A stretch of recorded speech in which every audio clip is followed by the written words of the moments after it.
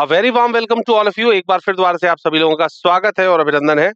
तो आज हम लोग एनालॉजी का जो हमारा पार्ट चल रहा है उसी श्रृंखला में आगे बढ़ते हुए पार्ट 8 करने वाले हैं, ठीक है, जो कि एक्सरसाइज पार्ट है। एक्सरसाइज क्वेश्चंस रहेंगे इसके अंदर। इसको हम लोग हिंदी में सादृश्यता या फिर अभ्यास प्रश्न कह सकते हैं, और जो कि ये भाग 8 है, ठीक है। तो चलिए इसके क्वेश्चंस को देखेंगे, उसके बाद इसके कुछ इंट्रोडक्शन उससे पहले देखेंगे, और उससे पहले इसके कुछ बेसिक कॉन्सेप्ट को सीखेंगे कि क्या क्या होता है इसके अंदर बेसिक कॉन्सेप्ट, और ये भी सीखेंगे कि एनालॉजी आखिरकार कितने तरीके की होती है या क्या कुछ करना होता है हमको एनालॉजी के अंदर। चलिए, तो सबसे पहले तो यहाँ पर एनालॉजी के अगर मैं प्रकारों की बात करूं तो बेसिकली एनालॉजी जो है वो आपकी 4 तरीके की है। जैसे सबसे पहले एनालॉजी जो है, एनालॉजी को हमने पढ़ने के लिए 4 जगह पर इसका क्लासिफिकेशन किया गया, 4 टाइप्स कह सकते हैं। सबसे पहले एनालॉजी के अंदर आपको इंट्रोडक्शन और कुछ बेसिक कॉन्सेप्ट्स देखे हैं एनालॉजी से रिलेटेड। फिर उसके बाद में इसमें हम लोग बात कर लेते हैं कि टाइप्स ऑफ एनालॉजी, किस किस तरीके की एनालॉजी होती है। तो पहली होती है आपकी वर्ड एनालॉजी, दूसरी होती है अल्फाबेट एनालॉजी, तीसरी होती है नंबर एनालॉजी, और तीसरी होती है लेटर एनालॉजी, चौथी। इस तरीके से टोटल 4 तरीके की एनालॉजियों के क्वेश्चंस को आप लोगों को करना होता है। एनालॉजी को हिंदी में हम लोग सादृश्यता कहते हैं, सादृश्य कहते हैं, ठीक है। तो इस तरीके की सारी कॉन्सेप्ट्स को हम लोगों को यहाँ पर पढ़ना है, सीखना है, और उसके बाद फिर हम लोग इसके ऊपर क्वेश्चंस को भी करने वाले। चलिए, डिस्क्लेमर, अस्वीकरण। हमारे स्लाइड डेक में उपयोग की गई छवियां केवल शैक्षिक उद्देश्यों के लिए है। हम इन छवियों के मूल रचनाकारों और मालिकों की बौद्धिक संपदा और अधिकारों का सम्मान करते हैं। यदि आप इस डेक में उपयोग की गई किसी भी छवि के मालिक हैं और कोई चिंता या समस्या है तो कृपया करके हमें sathi@iitk.ac.in पर हमसे संपर्क करें। हम छवियां हटा देंगे। Thank you. तो सबसे पहले अगर मैं यहाँ पर इंट्रोडक्शन की बात करूं और कुछ बेसिक कॉन्सेप्ट्स की बात करूं, और इन दोनों के अंदर भी सबसे पहले कुछ इंट्रोडक्शन देखा जाए कि आखिरकार एनालॉजी होती क्या है। तो देखिए, एनालॉजी कह लीजिए, सिमिलैरिटी कह लीजिए, रिजेम्बलेंस कह लीजिए, ये तीनों ही एक ही चीज है। अब इन तीनों के अंदर फर्क क्या होता है, सबसे पहले तो हमें ये समझना है। देखिए, सादृश्यता का अर्थ होता है सादृश्यता या सादृश्य, मतलब कि आपको एक चीज से दूसरी चीज का रिलेशन दिया जाता है क्वेश्चन में। मतलब रिलेशन आपको खुद पकड़ना है क्या है। आपको एक तरीके से टोटल 3 कोई भी ऑब्जेक्ट दिए जाएंगे, ए बी सी, और डी आपको फाइंड आउट करना है। 1 2 3 दिया गया है, 4 आपको फाइंड आउट करना है। तो होता यह है कि फर्स्ट और सेकंड के बीच में जो भी रिलेशन फाइंड आउट हो रहा है, जो भी रिलेशन बन रहा है, उसी सेम को उठा करके आगे चल के हमको अप्लाई कर देना है 3 के अंदर। तो हमारे पास 4th नंबर पे जो भी आना होगा वो वहां पर हमारे पास निकल के आ जाएगा। तो इनके अंदर जो मेन डिफरेंस होता है या मेन जो चीज होती है, मेन जो कला होती है क्वेश्चन को करने की, वो होती है कि सबसे पहले हमको रिलेशन फाइंड आउट करना कि आखिर क्या रिलेशन इसके अंदर आपस में बन रहा है, और जो भी रिलेशन बन रहा है उसके बाद फिर कंप्लीट द अदर पेयर, दूसरे पेयर को कंप्लीट करना। जो भी दूसरा पेयर हमसे पूछा गया है क्वेश्चन के अंदर, उस पेयर को वहां से कंप्लीट कर देना। तो तत्वों के जोड़ों के बीच में सबसे पहले संबंध की पहचान, और उसके बाद अन्य जोड़े को पूरा करने का काम। ये 2 काम बेसिकली हमें करने होते हैं। अब सबसे पहले, जैसा कि मैंने बोला कि भाई एनालॉजी को पढ़ने के लिए हमने 4 जगह पर इसका क्लासिफिकेशन किया गया, 4 तरीके की 4 टाइप्स हैं इसके। अब सबसे पहले आ रही है वर्ड एनालॉजी, जिसे हम लोग शब्द सादृश्य कहते हैं। अब वर्ड एनालॉजी के अंदर क्या होता है, वर्ड कह लीजिए या फिर वर्ल्ड एनालॉजी कह लीजिए, जिसे हम लोग संसार की एनालॉजी कह सकते हैं, क्योंकि इसके अंदर संसार की सारी ही चीजें आती हैं। वर्ड तो है ही है, प्लस वर्ल्ड की इसके अंदर सारी चीजें आपसे पूछ ली जाती। कैपिटल पूछ लेता है, करेंसी पूछ लेता है, ठीक है, कोई नेशनल एम्बलम पूछ लेगा, रिलेशन पूछ लेगा, यंग वंस पूछ लेगा, टूल्स पूछ लेता है, वर्कर पूछ लेता है, स्पोर्ट्स पर्सनैलिटीज पूछ लेगा, कप्स पूछ लेगा, कुछ भी चीज इसके अंदर पूछी जा सकती। तो इसीलिए वर्ड एनालॉजी कह लीजिए या फिर वर्ल्ड एनालॉजी कह लीजिए, दोनों ही एक ही बात है। अब इसको पढ़ने के लिए हमने टोटल 7 जगह पर इसका क्लासिफिकेशन किया। सबसे पहला अनुरूप जोड़ी पूर्णता, अनुरूप जोड़ी चयन, समान शब्द चयन, सादृश्यता की पहचान, बहुउद्देश्य या बहु शब्द सादृश्य, दोहरा सादृश्य, अक्षरों का चयन करके सादृश्य। यहीं पर इंग्लिश में बात कर लूं तो analogous pair compilation, analogous pair selection, similar word selection, analogous detection, multiple word analogy, double analogy और analogy based on choosing letters के आधार। इस तरीके से टोटल 7 तरीके की एनालॉजी को हमने यहां पर डिफरेंशिएट किया है। अब आगे बढ़ते हैं। आगे हमको दिया गया था संबंध का प्रकार कि आखिरकार किस किस तरीके के रिलेशंस हमको फाइंड आउट, भाई ये तो पता चल गया फर्स्ट का सेकंड से रिलेशन देखना है, तो उसी चीज को हमको थर्ड में अप्लाई कर देंगे तो फोर्थ का आंसर निकल के आ जाएगा। लेकिन भाई क्या रिलेशन होता है, अब ये रिलेशन किस तरीके से निकाला है जब वो भी हमको समझना है यहां पर। तो रिलेशन जो होते हैं वो अलग अलग तरीके के होते हैं। जैसे पहला रिलेशन आया आपके सामने समानार्थी शब्द का। अगर समानार्थी शब्द को मैं संधि विच्छेद करूं तो समान प्लस अर्थी मतलब समान, एक जैसे अर्थ वाले। तो समानार्थी शब्द कह लीजिए या सिनोनिम वर्ड्स कह लीजिए, दोनों की बात एक ही। दयालु परोपकारी, अपहरण अगवा, रिक्त खाली, ये सब का मीनिंग जो होता है वो एक जैसा हो रहा है। इसके बाद विलोम शब्द आ जाता है। जब एंटोनिम है तो सिनोनिम भी होना चाहिए और जब सिनोनिम है तो एंटोनिम भी होना चाहिए। तो विलोम का मतलब हो गया जस्ट इसका उल्टा। सुबह दी गई थी तो अगले में दे दिया गया शाम। गहरा दिया गया तो यहां पर उथला। सूचना नजरअंदाज। सुस्ती सतर्कता। किस चीज को सृजन करना, क्रिएट करना, अच्छा बनाना, डिस्ट्रॉय कर देना, जस्ट उल्टा हो रहा है, जस्ट अपोजिट हो रहा है। आगे इसी के अंदर बात करी जाए तो देश और महाद्वीप का कॉन्सेप्ट आ जाता है। क्या कोई भी आपको देश दिया गया और उसके बाद उसके महाद्वीप के बारे में आपसे पूछ लेगा कि भाई ये देश है, ये किस महाद्वीप में आ रहा है, भारत है, एशिया में आ रहा है, तो बताइए ब्राजील किसके अंदर आएगा। तो ये सारे आपको याद करने चाहिए या ये आपको पता होने चाहिए। भारत, एशिया, ब्राजील, दक्षिण अमेरिका, फ्रांस, यूरोप, कनाडा, उत्तरी अमेरिका, सबके दिए हुए। आगे बात करूं तो देश और राजधानी का कॉन्सेप्ट आ जाता है। कौन सा देश है और उसकी राजधानी का, country and their capital relation पूछ लेता है, ये भी पता होना चाहिए। जैसे जापान की टोक्यो है, नेपाल काठमांडू, इटली रोम, रूस मॉस्को। राज्य और उसकी राजधानी, Uttar Pradesh Lucknow, Odisha Bhubaneswar, Gujarat Gandhinagar, Sikkim Gangtok. State and their capitals. इसके बाद देश और मुद्रा, कंट्री एंड करेंसी। क्या कंट्री है, उसकी करेंसी क्या है। America dollar, Greece euro, Thailand baht, Myanmar kyat. देश और उसकी संसद, कौन सा देश है, कौन सी कंट्री है और उसकी पार्लियामेंट का नेम क्या होता है। अब भारत की संसद को तो भारत की ये संसद ही कहा जाता है, बाकी देशों में जरूर नहीं हर जगह पर संसद बोला जाए। ईरान के अंदर मजलिस के नाम से जानी जाती है, रूस के अंदर ड्यूमा के नाम से और अमेरिका के अंदर कांग्रेस के नाम से जानी जाती है। आगे बात करें तो देश और नदी आ जाती है। इस देश के अंदर ये नदी बहती है तो इस देश के अंदर कौन सी नदी बहती है। भारत के अंदर गंगा है, चीन के अंदर होंगो है, ब्रिटेन में थैम्स है, ऑस्ट्रिया के अंदर डैन्यूब है।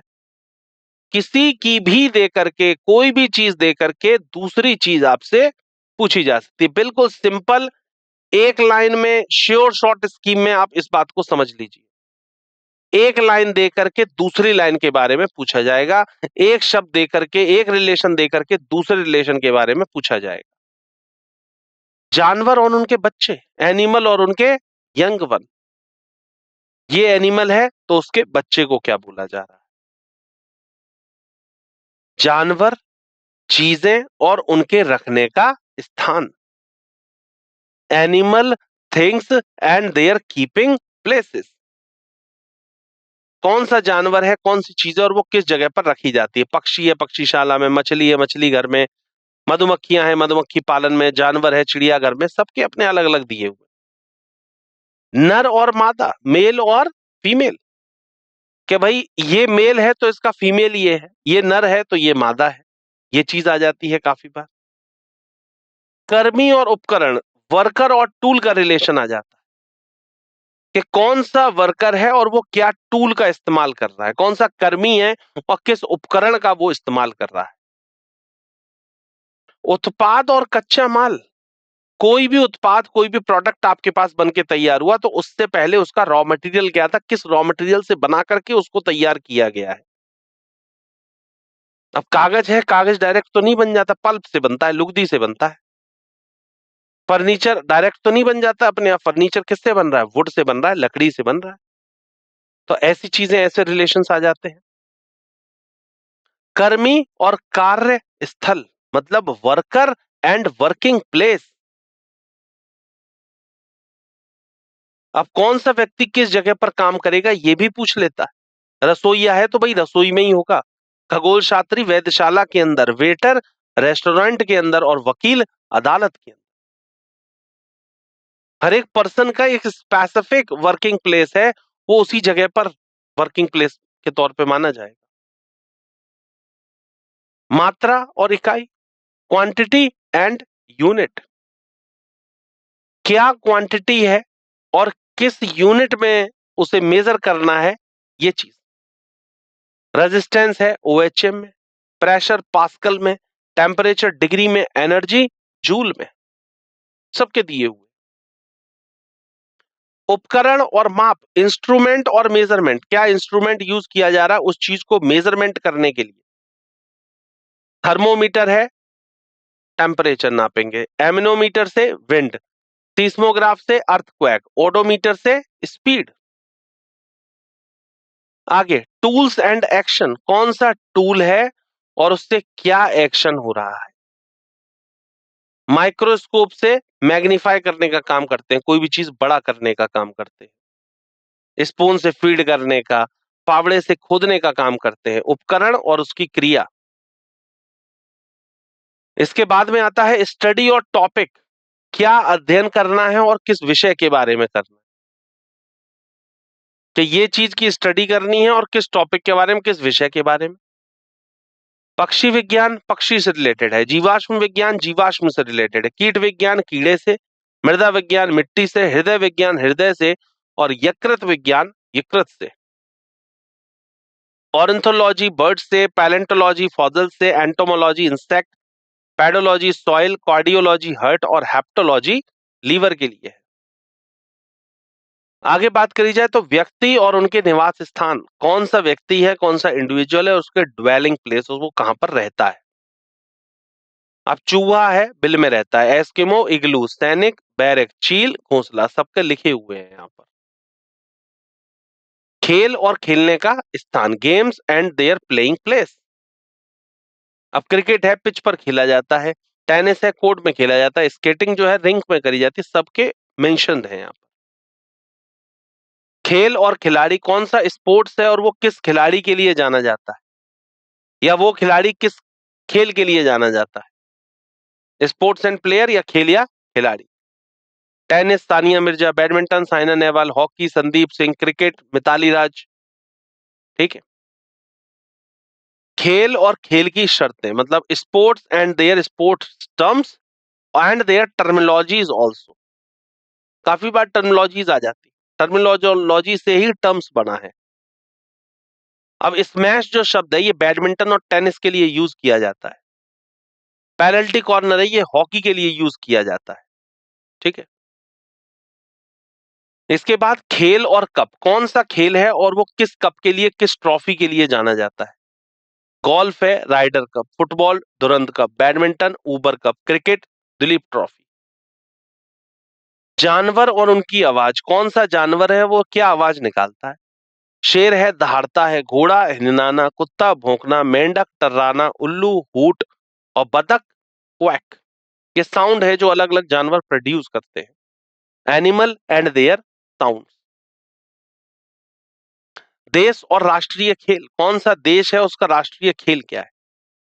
Country and there national game. Britain का क्रिकेट है, भारत का हॉकी है, यूएसए का बेसबॉल है, जापान का जूडो, चीन का टेबल टेनिस, ब्राजील का फुटबॉल। देश और राष्ट्रीय प्रतीक, कौन सा देश है उसका राष्ट्रीय प्रतीक क्या है। जैसे भारत का सिंह स्तंभ है, यूके का गुलाब है, कनाडा का सफेद लिली है, स्पेन का चील है। अब आगे क्या दिया हुआ है, और भी कुछ रिलेशंस आपको दिए गए हैं यहां पर, वो भी समझ लीजिए। वो क्या है देखिए। इन संबंधों के अलावा कई अन्य प्रकार के संबंध भी संभव है, जैसे कि खेल और कप का, पुरस्कार का, विज्ञान और प्रौद्योगिकी का, इतिहास का, राजनीति का, कला और संस्कृति का, भूगोल का, सामाजिक तथ्य का, स्मारक का, प्रसिद्ध व्यक्तित्व का, sports and cups, awards, science and technology, history, politics, art and culture, geography, social facts, monuments and famous personalities. इन सभी पर कहीं ना कहीं इन सभी संबंधों के ऊपर क्वेश्चन काफी बार पूछ लेता है। आगे अगर मैं बात करूं अल्फाबेट एनालॉजी, ठीक है, तो अल्फाबेट एनालॉजी के वैसे जब क्वेश्चंस आएंगे तब हम लोग बात करेंगे। आज सिर्फ अभी वर्ड एनालॉजी के क्वेश्चन आएंगे आपके सामने, इसलिए ये सब चीजें सीखनी जरूरी थी। थोड़ा सा ओवरव्यू दे देता हूं अल्फाबेट एनालॉजी का। अल्फाबेट एनालॉजी के अंदर लेटर्स का सारा मैटर होगा। अल्फाबेट से रिलेटेड ही क्वेश्चन आएगा। बोला जाएगा जैसे ए का रिलेशन बी से है तो सी का रिलेशन किससे है, लेटर्स का ही रिलेशन देगा। ए का रिलेशन जेड से है तो एम का रिलेशन किससे है, अपोजिट हो जाएगा, ठीक है। तो वर्णमाला के आधार पे ये क्वेश्चन पूछे जाते हैं। अगला नंबर का है। नंबर में भी वही होता है कि कोई ना कोई नंबर आपको दिया जाएगा और उससे अगला नंबर बन के तैयार हो रहा होगा। थर्ड वाला दिया जाएगा, उससे फोर्थ नंबर पूछा जाएगा, ठीक है। इसमें पेयर्स दे देता है काफी बार, पेयर फॉर्मेशन के अंदर, या गिवन सेट ऑफ नंबर्स के आधार पे दे देता है, चुनने के आधार पे या समूह के आधार पे, किसी भी तरीके से सेट को दिया जा सकता है। आगे अगली बात करूं तो अगले के अंदर लेटर और नंबर दोनों मिक्स कर दिए गए। भाई पहले क्या था, खाली उसके अंदर लेटर वाले क्वेश्चन थे, फिर क्या था, खाली नंबर वाले थे। तीसरे के अंदर लेटर और नंबर दोनों कंबाइंड करके दे देगा। जैसे बोल दिया गया A1 B2 C3, तो अगले में क्या होना चाहिए, तो आपको पता है अगले में D4 होगा, क्योंकि इसके अंदर लेटर भी आ रहा है और साथ के साथ उसी से जुड़ा हुआ उसका प्लेस वैल्यू मतलब नंबर भी आ रहा है। तो लेटर नंबर एनालॉजी इस तरीके से ये बनाई गई। तो आज अल्फाबेट एनालॉजी, लेटर एनालॉजी और लेटर नंबर लॉजी, इसके क्वेश्चंस नहीं आएंगे। आज आएंगे वर्ड एनालॉजी के। इस पर्टिकुलर सेक्शन में हम लोग वर्ड एनालॉजी की बात कर रहे हैं। तो वर्ड एनालॉजी के क्वेश्चंस को हम लोग करने वाले हैं। तो सबसे पहला क्वेश्चन आप सभी की स्क्रीन के ऊपर ये रहा, देखिए। बोला गया था पैसो, वॉन और टका, ऑप्शंस दिए गए हैं। ये प्रसिद्ध स्मारक हैं, ये जानवरों के बच्चों के नाम हैं, ये समानार्थी शब्द हैं, उपरोक्त में से कोई नहीं। पैसो, वॉन एंड टका, and the options are: they are famous monuments, they are name of the young ones of animals, they are synonyms word, and none of। ठीक है, ऑप्शंस दिए हुए हैं, एक बार क्वेश्चन को करें फिर इसके सॉल्यूशन पर बात।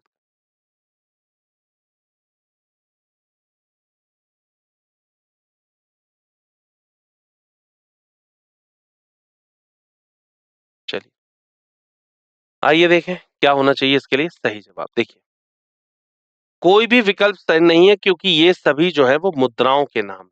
बिल्कुल सही बात है, इसके लिए डी ऑप्शन सही होगा। अगर कहीं पर ये लिखा होता ये सभी मुद्राएं हैं तो वो ठीक हो जाता। ये सारी की सारी मुद्राएं हैं, ठीक है। None of the option is correct as they are the names of the currencies. तो इसके लिए डी ऑप्शन बिल्कुल सही होगा, नन ऑफ दीज, इसमें से एक भी नहीं बैठ पा रहा है। ये सारे के सारे करेंसीज के नेम आपको ऑलरेडी दिए हुए हैं, ठीक है। तो इसके लिए कोई भी एप्रोप्रिएट ऑप्शन हमारे को नहीं मिल पा रहा है। चलिए, जयपुर, बेंगलुरु और मुंबई, वे राजस्थान के शहर हैं, वे भारत के प्रसिद्ध व्यावसायिक शहर हैं, वे भारत के 3 सबसे बड़े गांव हैं, वे भारतीय राज्यों की राजधानियां हैं। Jaipur, Bengaluru and Mumbai, options are: they all are the cities in Rajasthan, they all are the famous business cities of India, they all are the 3 biggest villages of India, and they all are the capitals of the Indian states।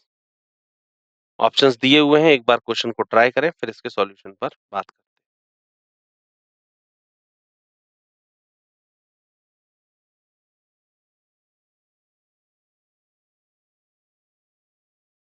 चलिए आइए देखें क्या होना चाहिए इसके लिए सही जवाब। देखिए जयपुर राजस्थान की राजधानी है और बेंगलुरु जो है वो कर्नाटक की राजधानी है।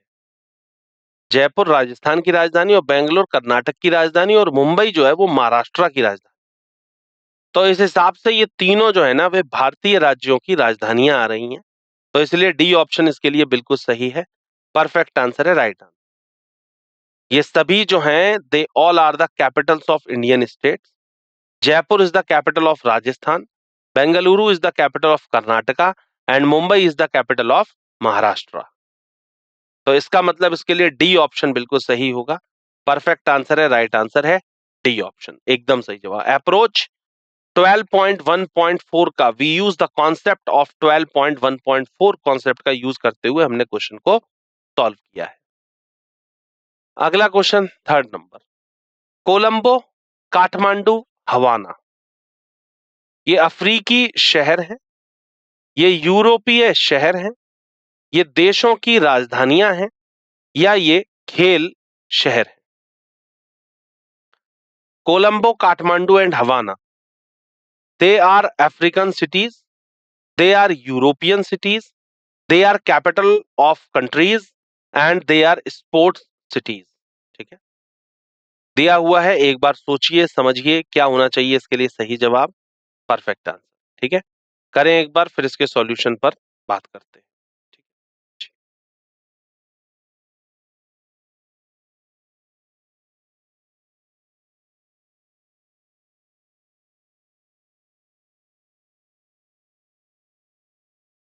चलिए देखते हैं इसके अंदर क्या होना चाहिए इसके लिए परफेक्ट जवाब। आइए,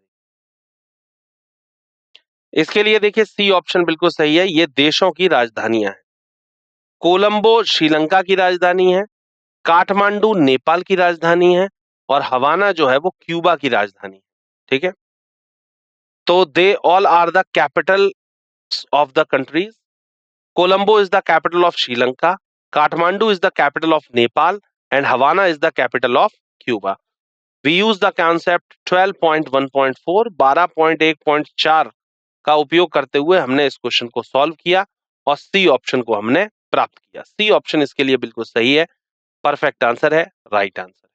चलिए अगला क्वेश्चन आ रहा है, फोर्थ क्वेश्चन, क्या चूचू, पुफार या फिर हु, ये जानवरों के नाम हैं, ये मुद्राएं हैं, ये पृथ्वी पर सबसे बड़े जानवर हैं, या ये जानवर द्वारा उत्पन्न ध्वनियां हैं? Squeak, hiss and howl, they are the names of animals, they are currencies, they are biggest animal on earth, या फिर they are sound produced by animals. क्या होना चाहिए इसके लिए सही जवाब? कोशिश करें एक बार फिर इसके सॉल्यूशन पर बात करें।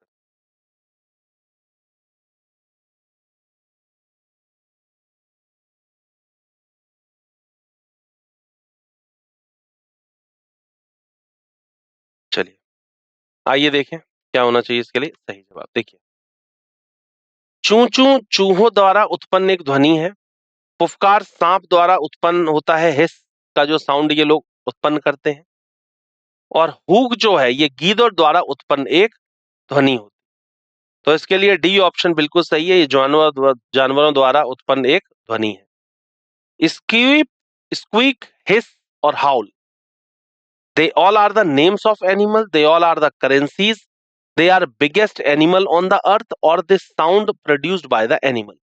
तो इसके लिए डी ऑप्शन बिल्कुल सही है। Squeak is the sound produced by mice, hiss is the sound produced by the snake and howl is the sound produced by the jackal. बिल्कुल सही बात है, डी ऑप्शन है, परफेक्ट आंसर है, राइट आंसर, बिल्कुल सही जवाब। चलिए अगला क्वेश्चन फिफ्थ नंबर, क्या कथक, भरतनाट्यम, ओडिसी, ये संगीत वाद्य यंत्रों के नाम हैं, ये भारत के शास्त्रीय नृत्य के रूप में है, ये भारत के लोक नृत्य के रूप में है, ये भारतीय जनजातियों के नाम है। Kathak, Bharatanatyam and Odissi, they are the name of music instruments, they are the classical dance form of India, they are the folk dance form of India and they are names of Indian tribes. ये चीज करिए एक बार फिर इसके solution पर बात करते हैं।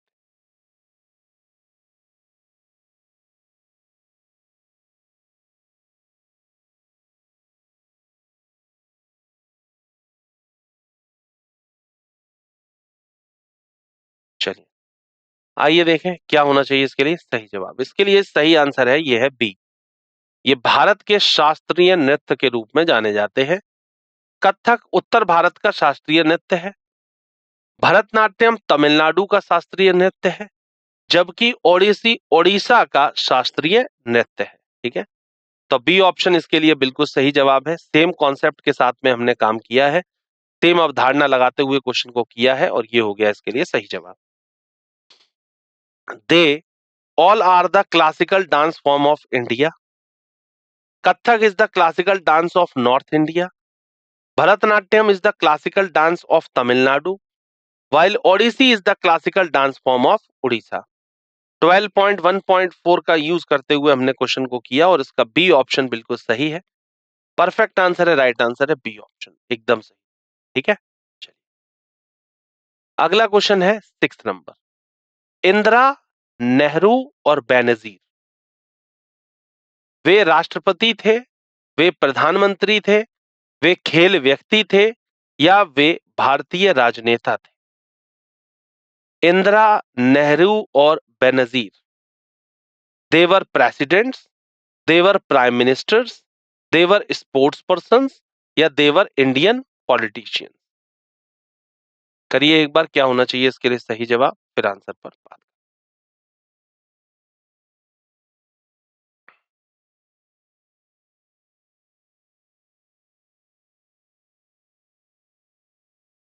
चलिए आइए देखें क्या होना चाहिए इसके लिए सही जवाब। देखिए अवधारणा 12.1.4 का यूज करते हुए हमने क्वेश्चन को सॉल्व किया है। ठीक है, और इसका सही आंसर जो होगा, ये सभी जो है ये सब प्रधानमंत्री रह चुके हैं। इंदिरा और नेहरू भारत के प्रधानमंत्री थे, जबकि बेनजीर पाकिस्तान की प्रधानमंत्री थी, बेनजीर भुट्टो। ठीक है, ये पाकिस्तान की प्रधानमंत्री थे और ये दोनों लोग भारत के प्रधानमंत्री थे। इंग्लिश में देखा जाए, they were prime ministers. Indira and Nehru were the prime minister of India, while Benazir was the prime minister of Pakistan. ठीक है, तो इसके लिए सही जवाब जो बैठेगा, बी ऑप्शन बैठेगा। बी ऑप्शन इसके लिए बिल्कुल सही है। कॉन्सेप्ट वही लगाया गया है, 12.1.4 का यूज करते हुए क्वेश्चन को किया गया है।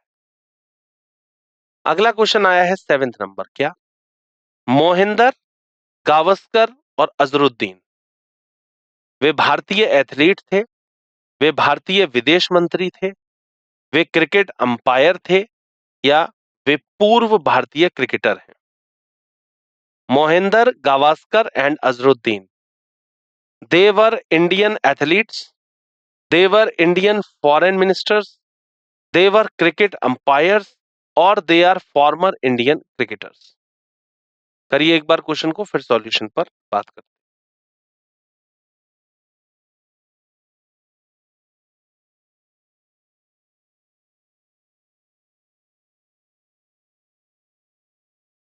चलिए आइए देखें क्या होना चाहिए इसके लिए सही। ये सभी जो है ना, ये पूर्व भारतीय क्रिकेटर हैं, ये सारे के सारे पूर्व भारतीय क्रिकेटर हैं, इसलिए डी ऑप्शन इसके लिए बिल्कुल सही बैठेगा। All are the former Indian cricketers, so D option is your right answer. We use the concept 12.1.4, same concept लगाते हुए, सेम अवधारणा लगाते हुए हमने इस क्वेश्चन को सॉल्व किया, और डी ऑप्शन हमारा बिल्कुल सही आंसर निकल के आ गया है। तो डी ऑप्शन इसके लिए सही जवाब है, परफेक्ट आंसर है, राइट आंसर। अगला क्वेश्चन 8th नंबर। पॉक्टिंग, स्टार्टलिंग या नेसेट, ये मुद्राओं के नाम है, ये नदियों के नाम है, ये संसदों के नाम है, या ये शहरों के नाम है? पॉक्टिंग, स्टॉटलिंग या Knesset, they are the name of the currencies, they are the name of the rivers, they are the name of parliaments, और the name of the cities? करिए एक बार, फिर सॉल्यूशन पर बात करें।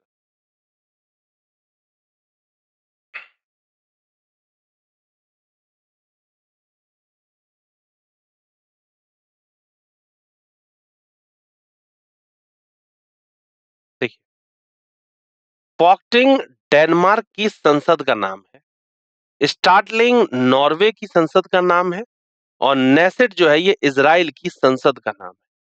तो ये सारी जो हो जाती है वो संसदों के नाम हो रहे हैं, ठीक है, तो C option. They are the name of the parliament. Folketing is the parliament of Denmark. Storting is the parliament of Norway. Knesset is the parliament of Israel. तो इसलिए सी ऑप्शन इसके लिए बिल्कुल सही है। सेम कॉन्सेप्ट हमने लगाया है और सेम कॉन्सेप्ट लगाते हुए हमने क्वेश्चन को किया है, और जो सही आंसर निकल के आया है वो आया है सी ऑप्शन, बिल्कुल सही, परफेक्ट आंसर, राइट आंसर। चलिए अगला question 9th number. Picture, doosra, bunker, वे संसद के नाम है, वे जानवरों के निवास स्थान है, वे खेल की शर्तें हैं, या वे क्रिकेट से संबंधित शर्तें हैं। Pitcher, doosra, bunker, they are the parliaments name, they are the dwelling place of animals, they are sports terms, या फिर they are terms related to cricket. बताइए एक बार क्या होना चाहिए इसके लिए सही जवाब, परफेक्ट आंसर, राइट आंसर।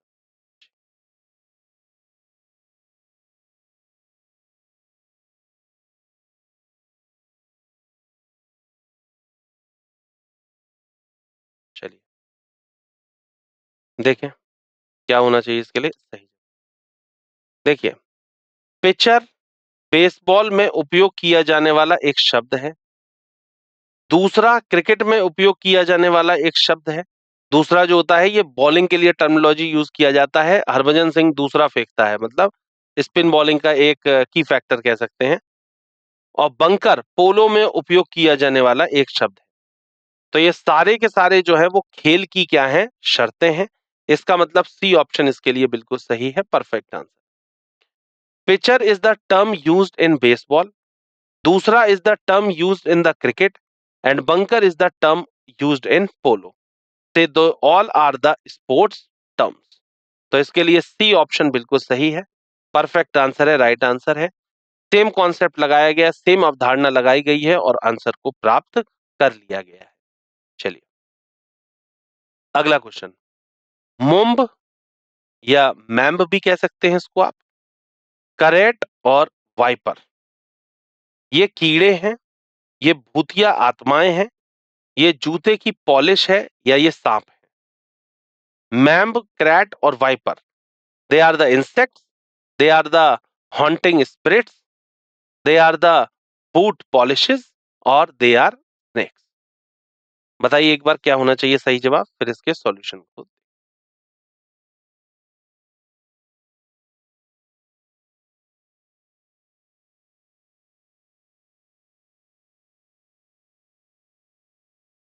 चलिए आइए देखें क्या होना चाहिए इसके लिए सही।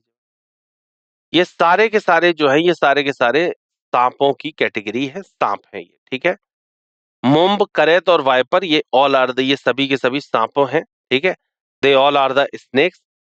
सेम कॉन्सेप्ट लगाया गया है और सेम कॉन्सेप्ट लगाते हुए ये सारे स्नेक की कैटेगरीज हैं, बता दिया गया है पहले ही इसके अंदर। इसका मतलब डी ऑप्शन इसके लिए बिल्कुल सही है, परफेक्ट आंसर है, राइट आंसर है, डी ऑप्शन बिल्कुल सही। अगला क्वेश्चन 11 नंबर। क्या? मीटर, मील, किलोमीटर, मीटर, मील और किलोमीटर, ये बिजली की इकाइयां हैं, ये किसी भी चीज को मापने की इकाइयां हैं, ये दूसरी या दूरी की इकाइयां हैं, या ये वजन की इकाइयां हैं। मीटर, मील और kilometre. Metre, miles and kilometre, they are the unit of electricity, they are the unit of measuring anything, they are the unit of distance, or they are the unit of weight। देखिए एक बार क्या होना चाहिए इसके लिए सही जवाब, फिर इसके सॉल्यूशन पर बात करते हैं।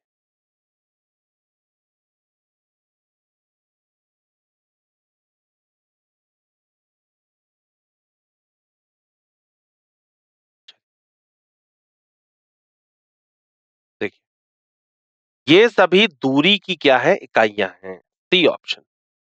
मीटर, मील और किलोमीटर, ये सब दूरी नापने के लिए काम आते हैं, दूरी नापने के लिए ये टर्मिनोलॉजीज हैं जिनको हम लोग यूज करते हैं। They all are the unit of distance, so they all are the unit of distance. तो इसलिए इसका सी ऑप्शन जो होगा वो बिल्कुल सही है, परफेक्ट आंसर है, राइट आंसर है मीटर, मील और किलोमीटर। ठीक है, एकदम सबसे छोटा होगा मीटर, उससे बड़ा होगा मील और उससे बड़ा होगा किलोमीटर, ये चीज। ठीक है, चलिए बढ़ते हैं आगे की ओर। अगला क्वेश्चन 12th। कुर्सी, मेज, स्टूल, स्कूल, कार्यालय, कंपनी या furniture. Chair, table, stool, school, office, company या फर्नीचर, बताइए।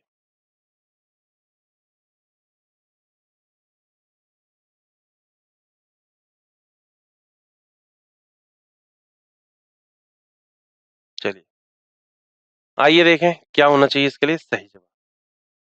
ये सभी जो हैं ये फर्नीचर के भाग हैं। डी ऑप्शन इसके लिए बिल्कुल सही है, परफेक्ट आंसर है, राइट आंसर है।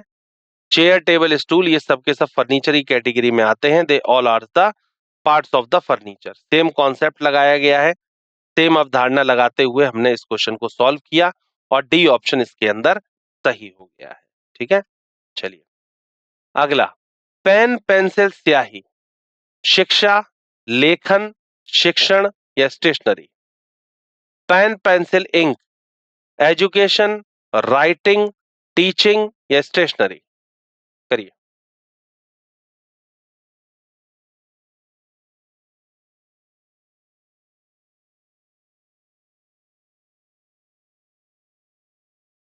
देखिए सभी स्टेशनरी के समान है। अगर आप देखें तो D option stationery. Pen, pencil, ink all are the stationery, D option इसके लिए सही है। वी यूज द कॉन्सेप्ट 12.1.4, ये सारे के सारे स्टेशनरी आइटम आ रहे हैं। तो डी ऑप्शन इसके लिए बिल्कुल सही है, परफेक्ट आंसर है, राइट आंसर है डी ऑप्शन, बिल्कुल सही। अगला क्वेश्चन। सांप, मगरमच्छ, छिपकली, जानवर, कीड़े, सरीसृप, पालतू। Snake, crocodile, lizard. Animals, insects, reptiles या डोमेस्टिक, बताएं।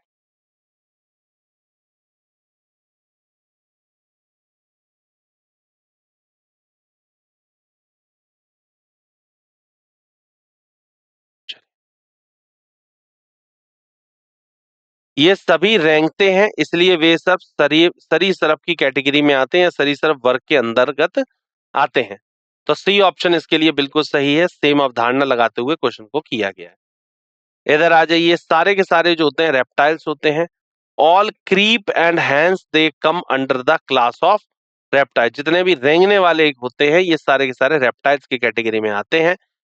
तो सी ऑप्शन इसके लिए बिल्कुल सही है, सरीसृप परफेक्ट आंसर है, राइट आंसर है जी। अगला question 15th number. New York, Washington और ऑरलैंड, ऑस्ट्रेलिया, जर्मनी, श्रीलंका या USA. New York, Washington, Orlando, Australia, Germany, Sri Lanka और यूएसए, क्या होना चाहिए इसके लिए सही जवाब।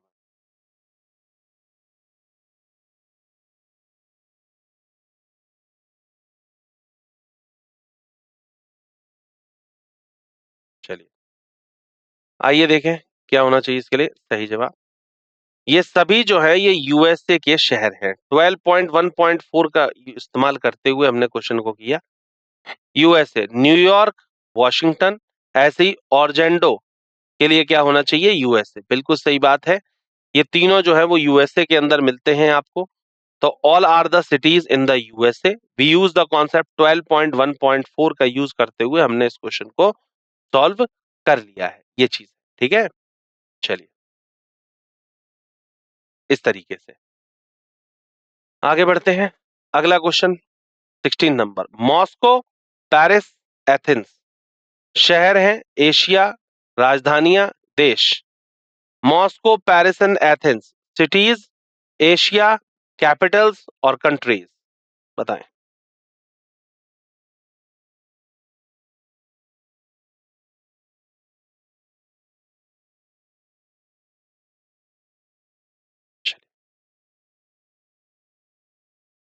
अवधारणा 12.1.4 का यूज करते हुए क्वेश्चन किया। मॉस्को रूस की राजधानी है, पेरिस फ्रांस की राजधानी है और एथेंस जो है वो ग्रीस की राजधानी है। तो ये सारी की सारी जो है वो राजधानियां हैं, मतलब सी ऑप्शन इसके लिए सही है। Moscow is the capital of Russia, Paris is the capital of France and Athens is the capital of Greece. तो they all are the capital cities या कैपिटल्स हैं। सेम कॉन्सेप्ट लगाते हुए सी ऑप्शन मिला है, सेम कॉन्सेप्ट लगाया गया, same अवधारणा लगाई गई और सी ऑप्शन हमको मिल गया है। ठीक है, चलिए। कोहिमा, लखनऊ, चेन्नई पूर्व, राजधानी, उत्तर, दक्षिण। Kohima, Lucknow and Chennai, east, capital, north, south. क्या होना चाहिए इसके लिए सही जवाब? आइए,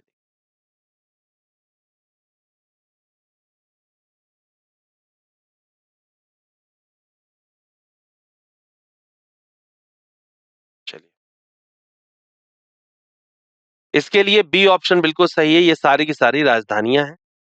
सभी भारत की राजधानी शहर है। कोहिमा नागालैंड की राजधानी है, लखनऊ उत्तर प्रदेश की राजधानी है और चेन्नई जो है वो तमिलनाडु की राजधानी।